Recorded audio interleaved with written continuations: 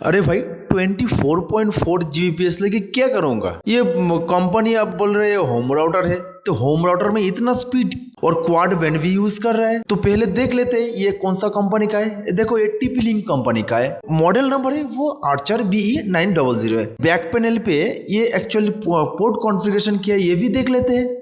ये देखो dual 10G port use कर रहा है। तो क्या है, तो वो एक 10GB पोर्ट यूज कर रहा है कॉम्बो, मतलब इनपुट के लिए एक RJ45 और एक फाइबर, और एक यूज कर रहा है ओनली RJ45 इनपुट के लिए, और 4 पोर्ट यूज कर रहा है 2.5 Gbps, और एक सिंगल पोर्ट यूज कर रहा है 1 Gbps।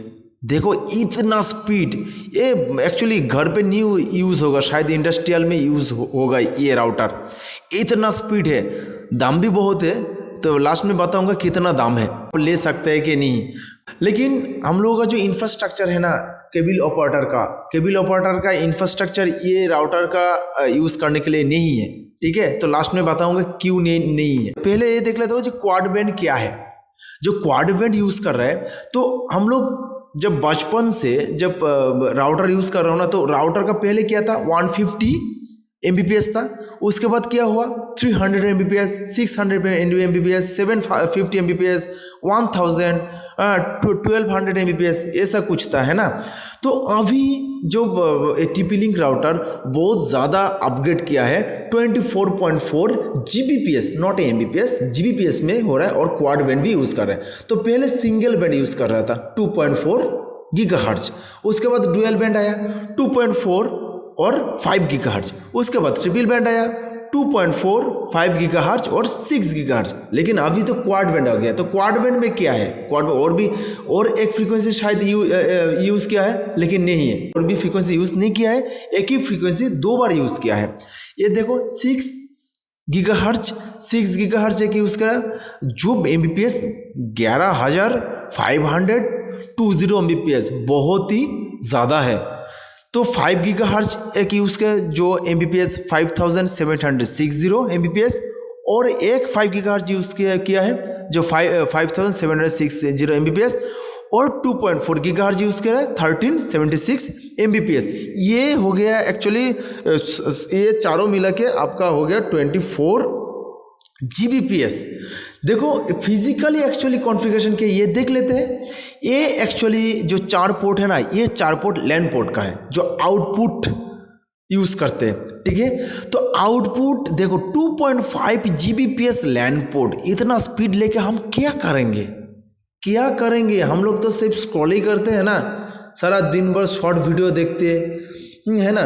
तो ये शॉर्ट वीडियो के लिए इतना स्पीड ज़रूर नहीं है, ये शायद इंडस्ट्रियल में यूज़ होगा, ये नॉर्मल यूज़ के लिए नहीं है। लेकिन कंपनी बोल रही है होम राउटर है, ओके, तो मान के चलो ये होम राउटर ही है। और ये इनपुट के आउटपुट के लिए हो गया, और वो इनपुट के लिए ये देखो 2 पोर्ट दिया है, वो 2 पोर्ट कॉम्बो पोर्ट है। कॉम्बो पोर्ट को तो आपको मालूम है कॉम्बो पोर्ट क्या है।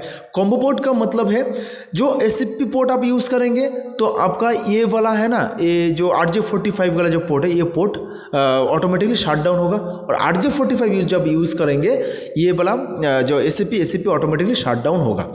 और ये है तो 2 RJ45 10 Gbps का इनपुट करने के यूज़ हो रहा है, और SFP प्लस भी यूज़ हो रहा है। एक ये मेरे ख्याल से RJ45 से डालने के मतलब है थोड़ा तो स्पीड का इशू रहेगा।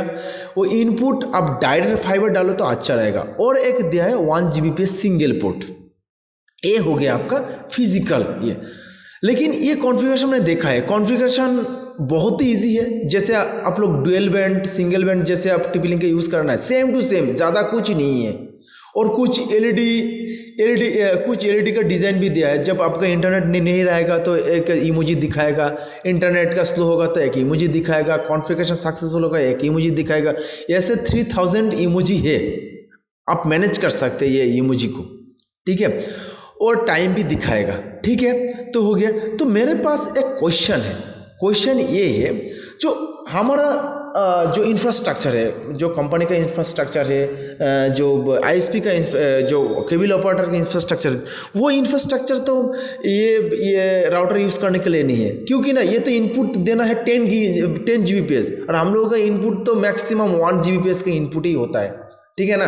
तो मतलब ये है जो लोकल ऑपरेटर के लिए नहीं है। कोई भी ये राउटर लेगा तो ये राउटर लेने के पहले एक बार सोच लीजिए जो लोकल ऑपरेटर का इंफ्रास्ट्रक्चर हाई है कि नहीं। हाई नहीं तो ये राउटर लेने का कुछ फ़ायदा नहीं है, कुछ भी फ़ायदा नहीं है। तो आपका ये जब आप राउटर लेंगे ना, आप डायरेक्ट आईएसपी के साथ आप संपर्क करके आप लेंगे तो वो डेडिकेटेड एक फाइबर देंगे आपको 10 Gbps का। नहीं तो आपका ये राउटर का कुछ इतना दाम लेके राउटर का कुछ काम ही नहीं होगा, ठीक है ना। और मेरे पास और एक क्वेश्चन है।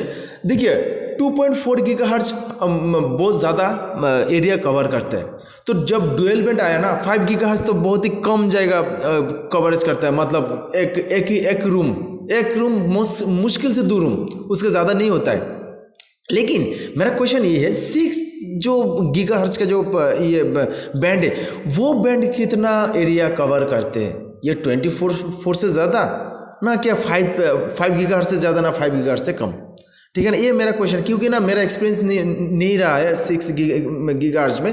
तो हो सके तो आपका एक्सपीरियंस हुआ है तो प्लीज़ एक बार कमेंट में एक बार लिख लीजिए तो आपका एक्सपीरियंस क्या है 6 गीगाहर्ट्ज का, मतलब कितना एरिया कवरेज कर रहा है, ठीक है। ये था मेरा एक क्वेश्चन, ठीक है। तो ये था आज का वीडियो, तो नेक्स्ट वीडियो पे मिलते हैं, बाय।